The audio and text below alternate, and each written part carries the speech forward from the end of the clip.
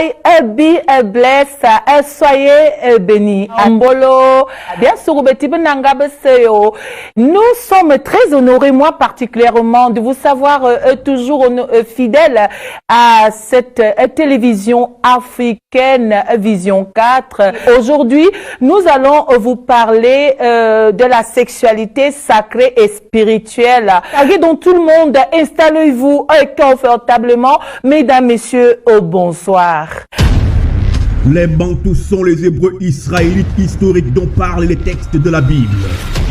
Les Israélites sont un peuple noir et l'Égypte est leur mère. Bienvenue au centre initiatique Bantou, l'école de la haute connaissance ancestrale. Car il n'y a pas d'adoration sans connaissance.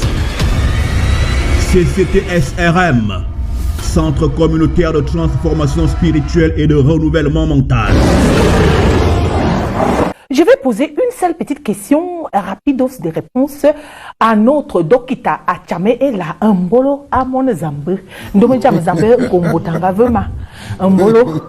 à l'image de Dieu, à sa ressemblance, à l'image physique, à sa ressemblance, ses actes, tout ce que nous faisons, oui, vient de Dieu, a été béni par Dieu, a été ordonné par Dieu. Est-ce qu'on peut dire que Dieu aussi sexe? Que Tario soit glorifié encore aujourd'hui et merci Minga Zambe pour cette nouvelle invitation. Amen. Que Nti et you avec les ancêtres bénissent encore et davantage le patriarche Mugubiringa. Amen. Et lui comble encore davantage de bien pour qu'il fasse encore et davantage de bien à son peuple. Alléluia. Alors, est-ce que Tario sexe? Une Oui, très bonne sexe. question. Il a sexé. Sexe. Ouais. Dieu est sexuel. Le sexe commence par Dieu et s'achève par Dieu. Wow. C'est pourquoi dans la vraie semaine à 8 jours. Ouais, 8 jours la vraie semaine. Jours. Et nous avons la vraie semaine dans le système créatif de Tario qui a duré 7 cycles. Mais avant le jour 1, il y a un jour, il y a un jour là. Un jour zéro. On ne mentionne pas. Le jour 0. Ah.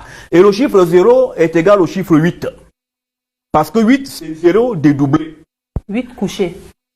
Le 8 couché, le 8 que les mathématiciens ont pris pour faire l'infini. Yeah. Hein? Le 8, c'est 2 zéros qui sont collés. Yeah. Et les 2 zéros collés symbolisent un rapport sexuel.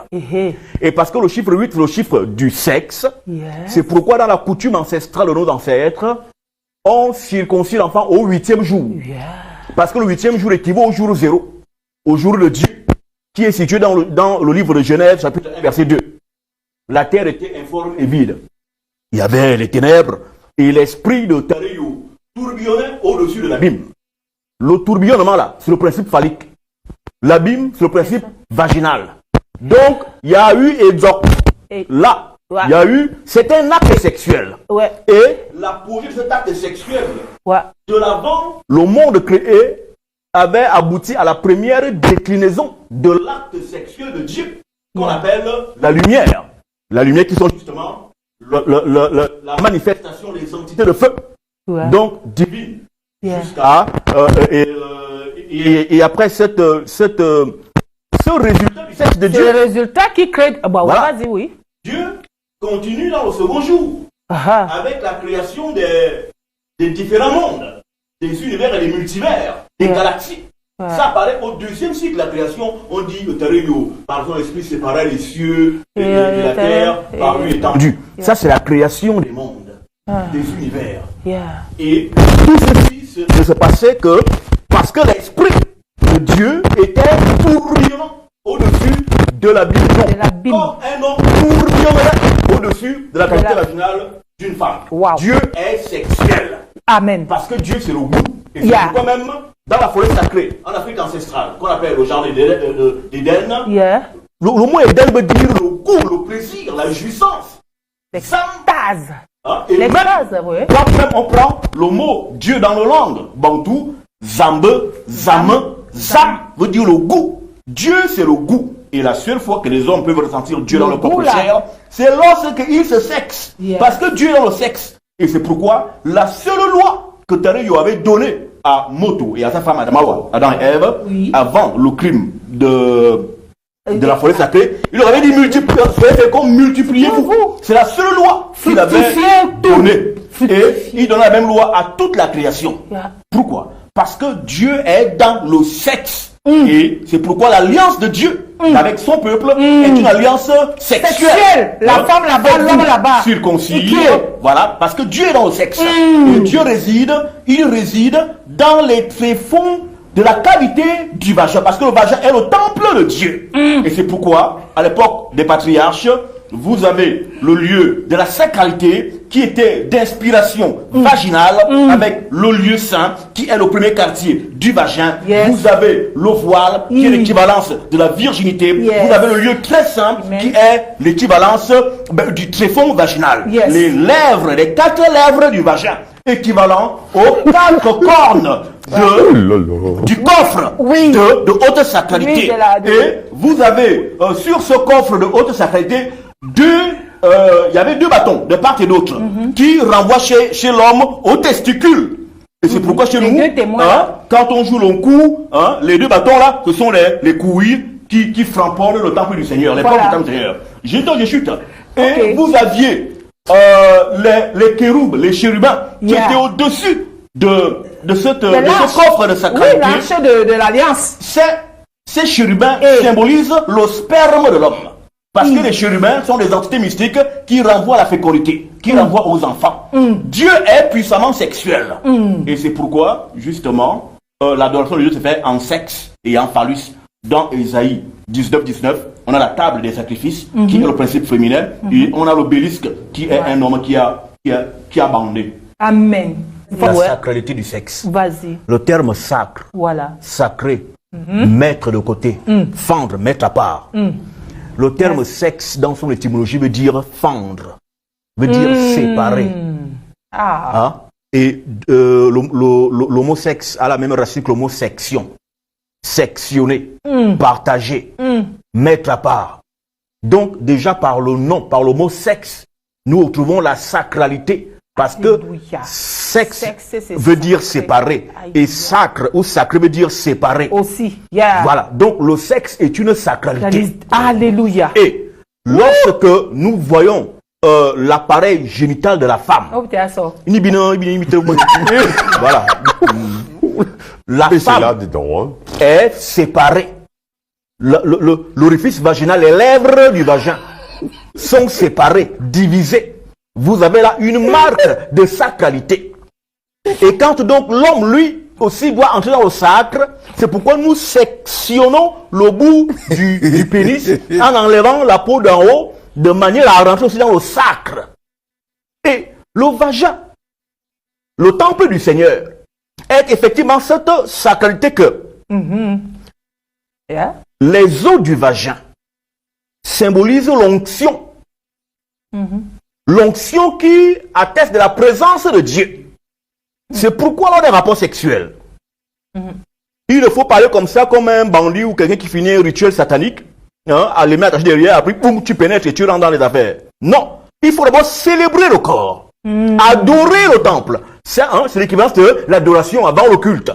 Vous célébrez, vous adorez, vous adulez le corps de votre femme, et lorsque vous faites ça, l'onction de l'autel de Dieu descend dans l'assemblée, dans la cavité vaginale. Elle mouille. Amen.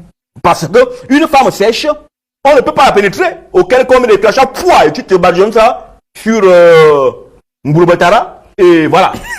Or, lorsque la femme est déjà préparée, que l'homme a déjà travaillé le corps de la femme et que le temple a déjà humecté, mouillé, cela veut dire que Dieu est déjà dans le temple. Et là, les portes du temple du Seigneur, les lèvres vaginales, se dilatent. Et le prêtre, le pénis, peut déjà aller sur le trône et prêcher l'évangile. D'accord? Et donc, cette prédication ne se peut possible que lorsque l'onction est déjà dans la cavité vaginale. Les os du vagin équivalent à l'onction. Et les os du vagin sont reprises par ce qu'on appelle le baptême. Parce que quand on baptise quelqu'un, c'est l'onction. Quand on baptise une personne, c'est comme si on le remettait dans les fesses de sa mère, dans les os du vagin. Et quand on le sort, c'est comme si on le sortait des eaux du vagin, des eaux de l'onction vaginale. Amen. Le sexe est une haute sacralité. Et Amen. c'est la seule fois que les trois ciels de l'homme sont en harmonie et rencontrent Dieu. Parce que le goût que nous avons quand on fait le sexe, ce goût indescriptible là, est un goût qui atteste que les trois ciels, esprit, âme et corps, sont en harmonie. Ouais, en harmonie. Cette harmonie, justement, c'est ce qui amène le goût. Et l'harmonie, c'est le paradis. Le vagin est le paradis de Dieu, dont le gardien est le phallus. Alléluia. Amen. Ouf. Oui. Oui. Vas-y. L'amour sexuel est un feu. Vas-y. En une douane, c'est un feu. Bien sûr. C'est pourquoi Paul parlait en son temps de ce... Quand un homme brûlerait, hein, voilà, qu'il se marie. Brûler. Brûler. Le sexe parce brûle. que le sexe brûle. Le sexe, c'est un feu. Yeah. C'est le feu de Dieu. Et c'est pourquoi l'amour sexuel de la femme s'appelle le buisson ardent. Le buisson ardent, c'est l'amour sexuel de la femme. Parce que la femme brûle beaucoup plus que l'homme, même si vous voyez les hommes courir derrière les femmes, mais les femmes brûlent beaucoup plus que les hommes. Amen. L'homme, lui, c'est quoi? L'homme, l'amour sexuel de l'homme, c'est le serpent piquant. Ou le serpent brûlant. Il brûle. Le serpent brûlant, il brûle. Il brûle. Mais la femme, elle, c'est le buisson ardent. Son feu est ardent. Et c'est pourquoi, naturellement, lors des rapports sexuels, c'est la femme qui gémit. Parce que et c'est vrai. C'est elle qui est plus proche de Dieu que l'homme. La femme. Vas-y, pardon. La femme est l'être le plus fort pendant l'acte sexuel. Non, je me disais qu'ils se conservent. C'est pour cela qu'ils ne gémissent pas trop. Les femmes, toutes les femmes, pourquoi? Bon, oui, vas-y. Il y a aussi des gens, des hommes qui gémissent. Mais de manière naturelle et la plupart du temps, la femme gémit parce que son amour sexuel est plus important que l'amour sexuel de l'homme. Et son amour est plus important. Pourquoi? Parce que la femme est plus proche des fréquences divines que l'homme. La femme étant la porte qui conduit à Dieu. D'où on revient sur le lieu saint, qui est la symbolique du vagin. Le vagin est la porte qui mène à Dieu. Ok, tu parlais des deux feux. Parle un peu maintenant des deux feux. Alors je me dis, l'autre là-bas, buisson ardent, l'autre voilà, le serpent. Waouh. Et donc, oui. Qu'est-ce que nous avons? Nous avons donc le buisson ardent, l'amour sexuel de la femme, qui absorbe en lui le feu sexuel de l'homme qu'on appelle le serpent brûlant. Ouais. Donc l'homme se trouve incorporé dans la femme. C'est pourquoi pendant l'acte sexuel, c'est l'identité d'abord de la femme qui monte. D'où quand Paul disait qu'un homme qui couche avec une prostituée est un seul corps avec elle. Parce que dans ces moments-là, l'identité de la femme monte beaucoup plus. Parce que c'est elle qui est en fait la table des sacrifices.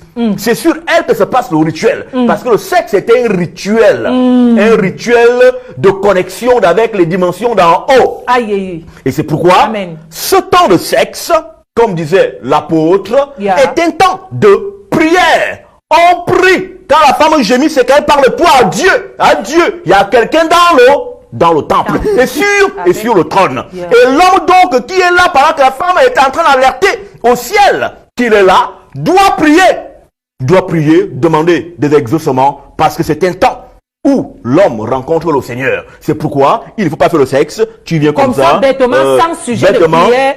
Tu viens, tu as bu les alcools, tu sens mauvais la sueur, la femme, les pertes jusqu'à... Non, il faut d'abord se laver. Vous vous préparez parce que c'est une convocation. Une convocation sacrée. Alléluia. Vous allez au feu divin. Et chacun propose son feu. La femme proposant le buisson ardent, l'homme proposant le serpent brûlant, qui procure la vie parce que c'est le serpent qui donne la vie au peuple d'Israël quand il le regardait. Or, le phallus est justement l'élément qui sort le liquide vital et qui le dépose dans la cavité vaginale pour que la vie soit. Amen. Oui. On dit à moi de ne pas bénir d'ici. Oui. Hein, d'enlever les chaussures. Les chaussures. Et les chaussures aussi, c'est d'abord le pipi coupé. C'est avoir le pipi coupé. Le prépuce. Oui, le pipi coupé. On ne peut pas aller. Hein? Il faut se déchausser. Il faut se circoncire. Oui, tu te déchausses l'affaire là. Et après, tu vas sur le temple. Et donc, il t'a c'est pourquoi quand Moïse, Exode 4, 24, l'Éternel attaqua Moïs pour le tuer. Qu'est-ce que Séphora a pris? Elle coupa le prépuce. Elle a versé où? Sur les pieds de Moïse. Et l'Éternel passant. Wow. C'est pourquoi il faut aller sur ce principe qu'il est en train de dire qu'il faut ôter les chaussures pour que les pieds purs entrent dans la présence de Dieu. Dans le buisson ardent. Le buisson féminin. Exactement. C'est pourquoi. Oui. Un prêtre, un pasteur non circoncis qui prêche à un peuple de Dieu, c'est une abomination. Abomination. Un homme à ballon tout ça. Pas circoncis. Il trimballe ça comme ça. Il parle de Diu. Sans le signe de l'alliance. Il va me dire que c'est le cœur. Non. Alors que le corps lui-même ne suit pas. Non. Et oui. L'enfant. Chaque enfant a pour première femme sa mère. Oui. Tout premier contact sexuel d'un enfant, c'est sa maman. Oui. Quand nous sortons des appareils génitaux de nos mères, le premier contact sexe que nous avons avec une personne, c'est notre maman. Et comme mon frère a dit tout à l'heure, oui, l'évêque, le Seigneur a couvert le sexe pour que... Il y a que, justement, donc, oui, en fait, il y a que, vas-y. Pardon. Tario, par cette entité, couvre donc la couronne royale du phallus pour que cette tête couronnée n'abomine pas le temple sacré duquel il est sorti. Donc, l'enfant est couvert exactement comme les fils de un an, Noé avait fait lorsque leur jeune frère avait découvert la science cachée de Noé. De Noé, oui. Ouais. Ils ont pris quoi, le voile? Ils ont vu le voile pour on ne va pas voir. C'est le sacré. On ne va pas y aller. On ne touche pas à l'interdit. Donc ils ont mis le voile. Oui. Exactement. Le prépuce en fait que nous avons, que nous avions et que les enfants aujourd'hui ont, c'est pour en fait préserver l'enfant. De manière qu'il sorte sans abominer, sans contracter de malédiction d'avec sa mère. Maman. Et c'est pourquoi, après naissance, il faut que l'enfant soit circoncis au jour de Dieu, c'est-à-dire au 8e jour, c'est-à-dire au jour 0. Et là, l'enfant étant déjà au 8e jour, on peut donc lui ôter cette peau et laisser le roi en exergue. Alléluia. Le roi pipi. Alléluia. Le roi pipi. Le roi pipi, le roi de la vie. Le roi de la vie. Ouh là là. Waouh, je suis bénie. Quelqu'un veut-il encore ajouter quelque chose? Oui. Alors, le sexe est la voie qui mène à la vie. C'est la seule fois que l'homme est comme Dieu. Oui. C'est-à-dire que je peux décider que là, un être humain doit être créé. Oui. Et j'appelle ma femme. On calcule cette affaire-là. Ça tombe ici. Je dis, là, on va créer quelqu'un. Yeah. Et on se mélange. Et on devient des créateurs. Yes. Et après, on dit, non, mais c'est pas... Non, on a programmé sa création. Et donc, le sexe est la voie qui mène à la vie. Et c'est pourquoi, dans la forêt sacrée, le pénis est appelé l'arbre de la vie. Yes. Et la femme, c'est l'arbre de la connaissance du bien et du mal. Le bien et le mal, ce sont les deux pôles de l'univers. Donc, lorsque le bien et le mal, c'est-à-dire le bien et le mal, c'est pas que c'est forcément mauvais. C'est-à-dire que le mal renvoie à la fin de la vibration. C'est-à-dire qu'à la fin de la vibration, au monde là où le monde finit. Et le bien, c'est là où le monde commence. Et la femme a en elle ce dépôt, le bien et le mal. Donc, c'est le cercle universel. Ce que les Asiatiques appelleront le yin et le yang. C'est la totalité du monde. Et l'appareil génital de la femme, qui est en cercle, est le symbole du zéro. Le zéro qui renvoie à l'univers dans son entièreté. Et ici, je veux dire que lorsque un homme pénètre une femme, il fait le tour de l'univers en 5 minutes. Wow. Et c'est pourquoi. C'est pourquoi, lorsque l'homme fait le tour de l'univers, il est équilibré. Il atteint l'équilibre parce qu'il a découvert l'univers. Et le sexe est un temps de connaissance. D'où, dans les Écritures, on dit souvent, et il connut sa femme. Il connut sa femme. Le sexe ouvre à l'illumination. C'est la voie de la connaissance. Et la connaissance étant sacrée, c'est pourquoi il faut aller au sexe de manière raisonnée et raisonnable pour ne pas trouver la mort. Et nous avons aujourd'hui justement des maladies sexuelles, sida, gonorrhée et compagnie. Parce que le sacré a été désacralisé. Les femmes sont devenues une paire de fesses, une paire de seins. Ouais. On fait un coup, voilà. Alors, Paul parlait effectivement de cet aspect de la désacralisation du sexe lorsque l'homme va coucher avec une prostituée. C'est ça, oui. Alors, comment alors intervient la désacralisation lorsqu'on y va avec une prostituée? C'est parce que la femme est un réceptacle. La femme, quand elle encaisse, elle retient les mémoires des hommes qui ont couché avec elle. C'est pourquoi une femme qui va avec plus d'un homme, donc qui va avec 2 hommes, elle contient en elle plusieurs identités. C'est pourquoi elle est appelée prostituée. Mais un homme qui va avec plusieurs femmes, et ici, je n'encourage pas le vagabondage sexuel, c'est la haute connaissance ancestrale. Amen. Quand un homme va avec plusieurs femmes, c'est lui, il donne. C'est lui qui donne l'énergie. Oui. Donc, en fait, il transmet son identité dans la femme. Parce que c'est lui qui éjacule. Le sperme, c'est 400 millions de petits exemplaires de mon propre esprit quand j'éjacule. C'est mon esprit que je libère sous format de microbes. 400 millions. Et je libère ça dans les fesses de l'enfant des gens. Quand non, je libère ça là-bas. Je laisse mon esprit dans ses fesses.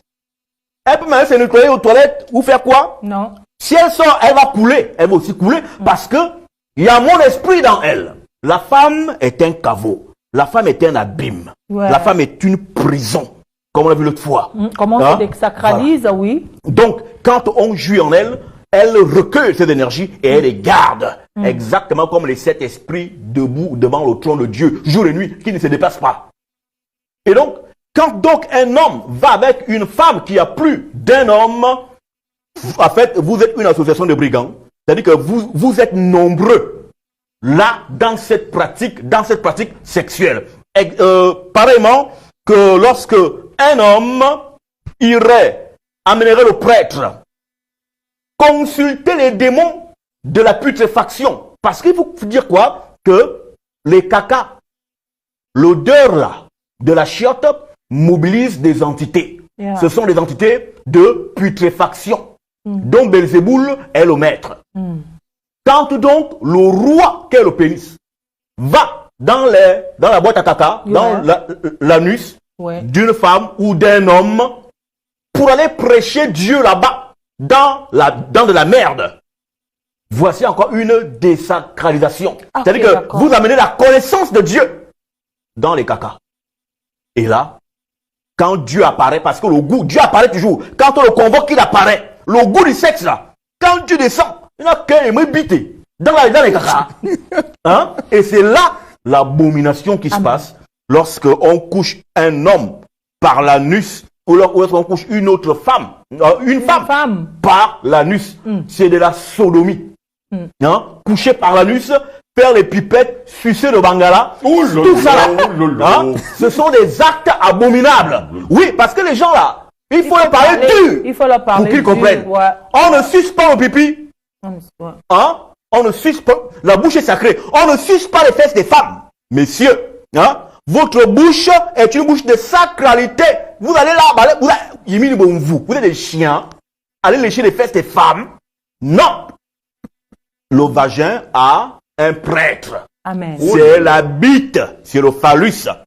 Et la bouche est là pour libérer des paroles d'autorité pour la gloire de Tareyo de Dieu. Amen. Voici donc quelques exemples de désacralisation. Oui. Juste pour ajouter. Ouais, dans le même sens. Oui, le sens, oui, c'est ce que je dis, je vous laisse continuer donc. Lorsque, alors, la désacralisation se poursuit lorsque un homme va coucher avec la femme d'autrui. Ah! C'est-à-dire que vous allez, ça s'appelle la connaissance interdite. Parce que la femme mène à la connaissance. Donc toi, tu vas à la connaissance au travers d'une hôtel où on ne t'a pas établi. Ouais. Donc coucher avec la femme d'autrui est une abomination. Hein? C'est une désacralisation de l'acte sexuel. Yes. Et c'est pourquoi David avait été puni lorsqu'il a volé la femme de Uri. Yes. Leur premier-né fut mort. Voilà. Parce que quoi? Il avait donc touché à la science interdite en touchant et il y a bien les choses d'autrui. On ne couche pas la femme d'autrui. On ne couche pas la femme d'autrui. Voici les choses qui amènent des malédictions dans une famille, dans un peuple, dans une nation, où l'on ne respecte pas la chose d'autrui. La femme de quelqu'un, c'est lui-même. Coucher avec la femme d'une personne, c'est le tuer. Parce que la femme est le secret de l'homme. Le tuer si vous êtes inférieur à lui. C'est le tuer. Spirituellement, il est mort. Spirituellement, il est mort. C'est pourquoi le crime que Yesaya, Jésus-Christ, admet, c'est le crime d'infidélité. Quand tu vas être infidèle, il faut qu'elle soit renvoyée. Parce que quand une femme couche avec un autre homme, elle devient la femme de cet homme-là. Elle devient les choses. Elle devient la femme de cet homme avec qui elle a couché. Donc, son mari n'est plus son mari. Et si son mari devait la reprendre, il faut des rites et des rituels de purification et de sanctification de cette femme qui s'est souillée en allant à d'autres connaissances. On ne touche pas la femme d'autrui.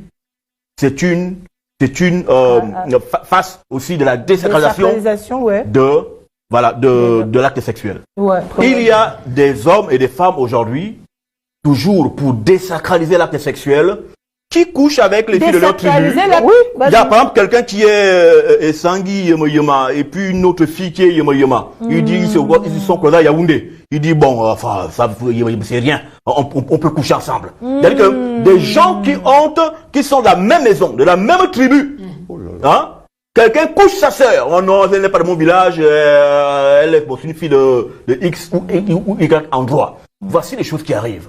Coucher avec des gens de l'autre parenté, ça désacralise l'acte sexuel et ça amène la malédiction dans le peuple. Oui, et je remercie vraiment mon frère. C'est ça qu'on appelle aussi chez nous le tso. Vous voyez le tso, c'est-à-dire vous voyez un enfant, il est né normalement. Mais il a fréquenté normalement, il a eu tous ses diplômes. Mais au moment de travailler, il devient un soulard. C'est-à-dire, il ne fait rien. Il change les femmes à gauche, à droite. Tout son argent, c'est les grosses voitures. Il n'a jamais construit. Il est toujours locataire. Mais vous croyez que c'est quoi? C'est le chose, ça veut dire que ce monsieur, cette femme a eu la grossesse avec l'un de ses frères. C'est-à-dire, et c'est le tso là qui joue donc au niveau de la tête. Une autre portée de la désacralisation du sexe, c'est aussi la manière que les femmes s'habillent, de manière dévergondée. Voilà, les mini-jupes, le string qui monte jusqu'à la nuque. Vraiment comme des bordels. Les femmes sont belles aujourd'hui. Voilà, comme des bordels. Voici un aspect. L'autre aspect, c'est les pactes sexuels sataniques, les pactes sexuels sataniques pendant le rapport sexuel. Tel que je ne vais jamais te quitter, je vais t'abandonner, ou bien des gémissements bizarres, tue-moi ce soir. Tue-moi ce soir, insulte tes parents. Ok. Ah oui, il y a des gens comme ça. Insulte un imbécile mon père, un imbécile ma mère. Pendant l'acte sexuel. Parce que l'homme connaît bien. Un musicien même chantait ça, imbécile ma mère. Voici des choses aussi abominables. Pendant un temps où on invite Dieu, de visitation, d'invocation divine. Vous dites tue-moi ce soir, tue-moi, fais-moi ça bien dur, mais avec les boules. Ouh là là. Ok. Les Bantous sont les Hébreux israélites historiques dont parlent les textes de la Bible. Les Israélites sont un peuple noir et l'Égypte est leur mère. Bienvenue au centre initiatique Bantou, l'école de la haute connaissance ancestrale. Car il n'y a pas d'adoration sans connaissance. CCTSRM, Centre communautaire de transformation spirituelle et de renouvellement mental.